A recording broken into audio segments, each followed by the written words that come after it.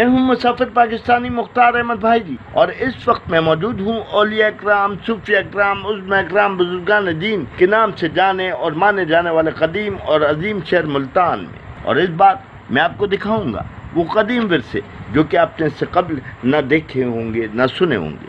یہ ہے وہ قدیم مسجد جس سے حضرت محمد صلی اللہ علیہ وآلہ وسلم کے نبوت کے اعلان کے بعد تعمیر کیا گیا تھا، اور پھر مسلمان فاتح محمد بن قاسم سمیت کئی بادشاہوں نے نہ صرف بار بار اس کی مرمت کروائی تھی بلکہ یہاں نمازوں کی ادائیگی بھی کرتے تھے۔ یہ ہے ہجرت کر کے ملتان آنے والے مشہور صوفی بزرگ کا بازار، جو کہ ہندو کی عمارت کی دیوار میں خود ظاہر ہوئی تھی، اور آج یہاں ماننے والوں کی ایک بڑی تعداد روزانہ حاضری دیتی ہے۔ یہ ہے وہ مقدس مقام جہاں مشہور صوفی بزرگ حضرت شمس تبریز رحمۃ اللہ علیہ نے جلال میں آ کر سورج کو نیچے بلا کر گوشت بھنا تھا، جس کے بعد ملتان ایک گرم شہر بن کر رہ گیا۔ یہ ہے ملتان کی تاریخی قلعے پر پرہلاد پوری مندر، جس کے بارے میں ہندو برادری کا کہنا ہے یہ ہے کہ بھگوان نے نیچے آ کر نہ صرف ظالم بادشاہ کا خاتمہ کیا تھا بلکہ اس کی خوشی میں اسی جگہ اسی مقام سے رنگوں کے تہوار ہولی کا آغاز ہوا تھا۔ یہ ہے تباہال سورج کنڈ مندر، جہاں سینکڑوں فٹ اونچی مورتی بھارت سے بھی نظر آتی تھی، اور سورج کو دیوتا ماننے والے یاترا کے لیے ہزاروں کی تعداد میں یہاں آتے تھے۔ یہ سب کچھ دیکھ سکیں گے آپ جلد مسافر پاکستانی یوٹیوب چینل پر۔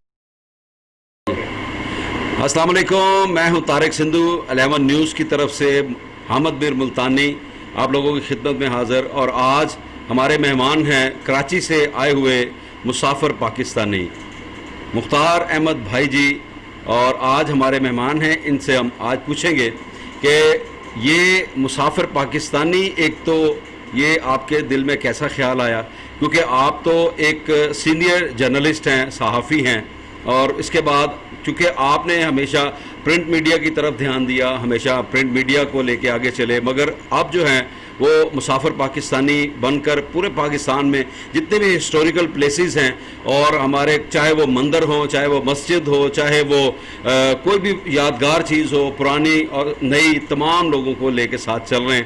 تو یہ آج میری خوش قسمتی ہے کہ ہمارے یہاں پہ مہمان ہیں۔ میں چاہوں گا آج ہمارے مختار احمد بھائی جی ہمارے ساتھ ایز اے پہلے ہوسٹ تھے، آج وہ ہمارے گیسٹ ہیں۔ تو السلام علیکم سر، کیسے آپ؟ اللہ کرم سر، دعائیں آپ کی۔ اچھا، میں یہ پوچھنا چاہوں گا کہ آپ نے ماشاءاللہ یہ سلسلہ جو ہے آپ کا صحافت کے ساتھ تھا، اور آج کل آپ مسافر پاکستانی ایک چینل کے ساتھ چل رہے ہیں، آپ کا اپنا چینل ہے، تو اس میں آپ کو کیا کوئی ہرڈلز آ رہی ہیں، یا اس میں کیا آپ کو اس کے بینیفٹس کیا ہیں؟ طارق صاحب، سب سے پہلے تو میں آپ کو اپنا تعارف کراؤں۔ تعارف میں کروں گا اسٹوڈنٹ لائف سے۔ اسٹوڈنٹ لائف میں پیپلز اسٹوڈنٹ فیڈریشن کراچی کا نائب صدر تھا۔ اسٹرگل کی جنزیا کے آمریت کے خلاف ہم نے اسٹرگل کی الحمدللہ، اور فائٹ دی ہم نے باقاعدہ پیپلز اسٹوڈنٹ فیڈریشن کے لڑکوں میں۔ اس کے بعد جو ہے سیاست سے صحافت کی طرف آیا۔ یہ غالباً 1979 کی بات ہے۔ پہلا اخبار میرا روزنامہ مساوات تھا، اور ابتدائی سال میں چیف رپورٹر میں مساوات کا تھا، اور مساوات اچھا اخبار تھا۔ اس کے بعد کائنات میں بھی رہا، حریت میں بھی رہا، مختلف نیوز ایجنسیز میں رہا۔ اس کے علاوہ تقریباً 15 میگزین میں نے کیے، ایز ایڈیٹر میگزین کرتا رہا، اور الحمدللہ وہ میگزین اچھے میگزین ثابت ہوئے۔ اس کے بعد سلسلہ یہ ہوا کہ سلسلہ گاڑی چلتی رہی۔ اس وقت میں روزنامہ اور صاف سے وابستہ ہوں کراچی سے، اور میں سلوٹ کرتا ہوں اپنے مالکان مہتاب خان صاحب کو، محسن بلال صاحب کو، کہ ان کی پرمیشن کی وجہ سے، ان کی آزادی کی وجہ سے مجھے مسافر پاکستانی جو ایک میرا آئیڈیا تھا وہ میں نے بنایا۔ مسافر پاکستان سے پہلے میں یہ کام اخبارات میں میگزین میں کیا کرتا تھا، اور اوصاف وہ واحد اخبار تھا جہاں سب سے پہلے میں نے ایک کلفٹن میں ہمارے مندر ہوتا ہے، انتہائی قدیم مندر ہے جس کے حوالے سے رامائن میں بھی ذکر ہے، رتنیشور مہادیو مندر، تو میں نے اس مندر کا رائٹ اپ لکھا، اور اس کے بعد یہ سلسلہ چل پڑا، اور بالخصوص قومی اخبار ہے، جرأت اخبار ہے، وہ دیگر اخبارات ہیں، وہ صاف سے وہ چیزیں الحمدللہ لفٹ کرتے تھے۔ پھر مجھے ضرورت محسوس ہوئی, میں نے دیکھا کہ واقعی ایک خلا ہے اور تاریخ کے حوالے سے ہماری نسل, نوجوان نسل جاننا چاہتی ہے لیکن کوئی بتانا والا نہیں. تو اس نسبت سے میں نے ایک چینل مسافر پاکستانی کے حوالے سے لانچ کیا.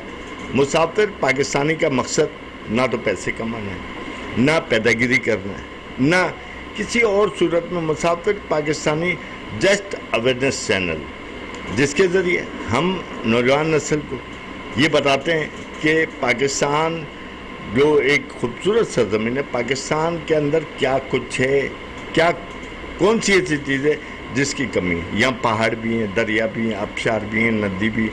اس کے علاوہ ہمارے تاریخ بہت مضبوط تاریخ. پہلے میں موہنجو داڑو, ہڑپا, ٹیکسلا, یہ جو ہماری سائٹیں ہیں ان پہ کام کیا.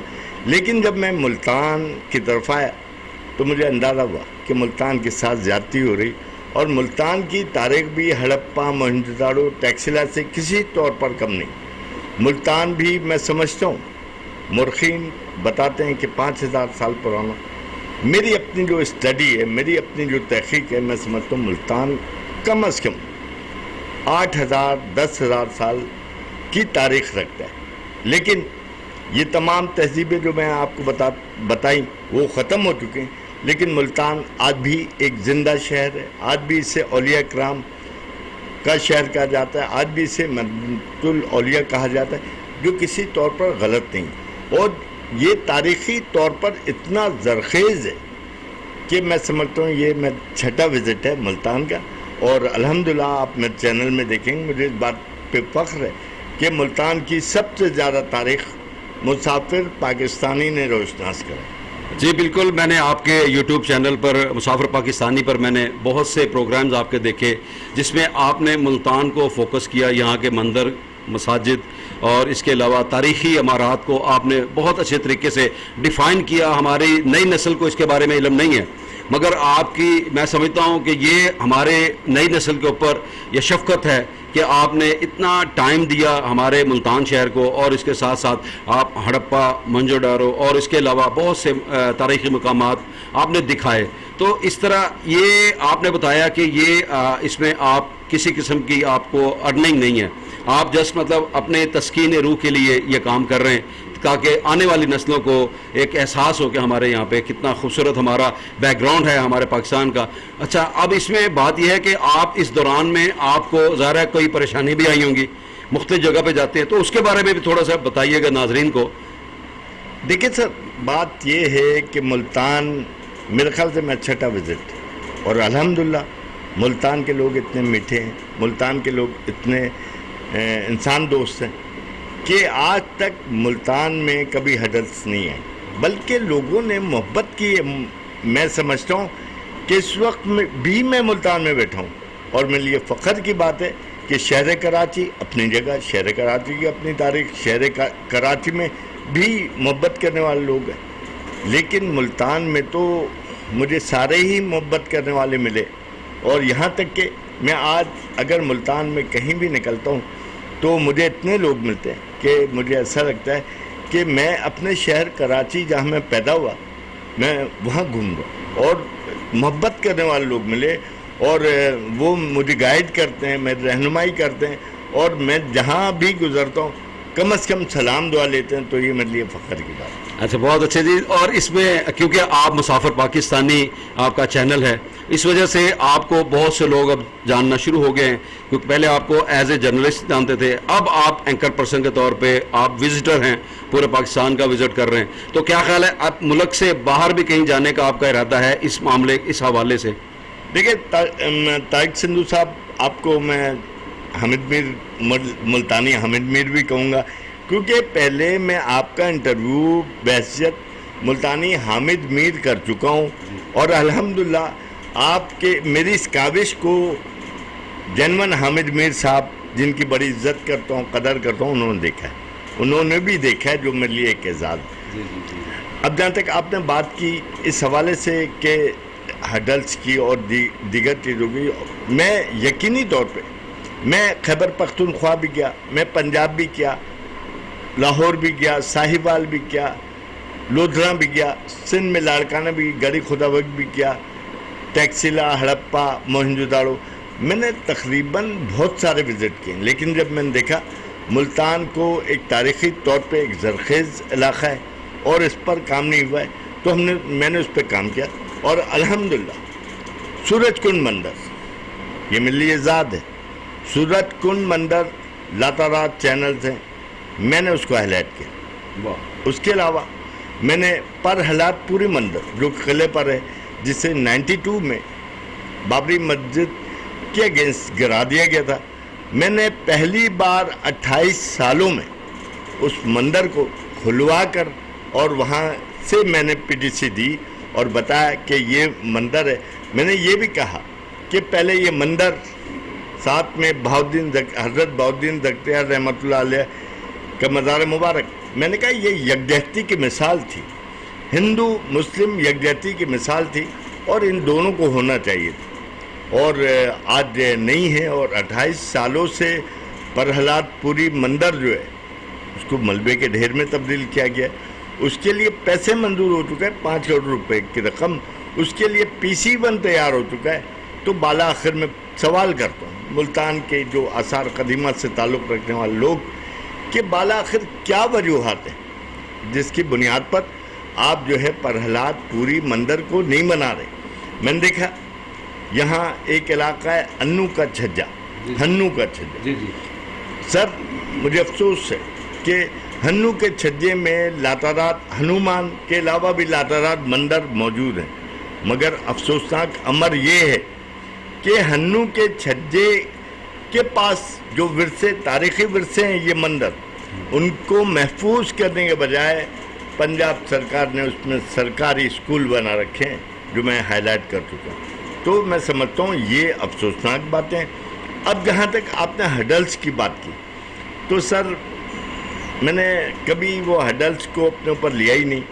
कुछ लोग ज़रूर होते हैं कि जो कि आपके काम की तारीफ़ करते हैं, और कुछ बहुत ही कम होते हैं जो खुद भी कुछ नहीं करते, उन्हें कोई रोज़ी रोज़गार भी नहीं देता, कोई काम नहीं जानते, तो वो लोग शरारतें करते हैं, लेकिन वो आटे में नमक के बराबर है। ऐसे ही कुछ हमारे साथ भी कुछ हैं दोस्त करम फरमा जो कि इस टाइप की हरकत करते हैं, और मैं उन्हें पहचानता भी हूँ। मैं जाहिर सी बात है इतना बड़ा चैनल चला रहा हूँ, मुझे सब पता है ये कहाँ से डिसलाइकें चलती हैं, मैं जानता हूँ। मैं चाहूँ अल्हम्दुलिल्लाह उस मालिक का एहसान है कि इतनी ताकत रखता हूँ कि उन्हें उठा के फेंक सकता हूँ, लेकिन मैं ये काम कभी नहीं करूँगा।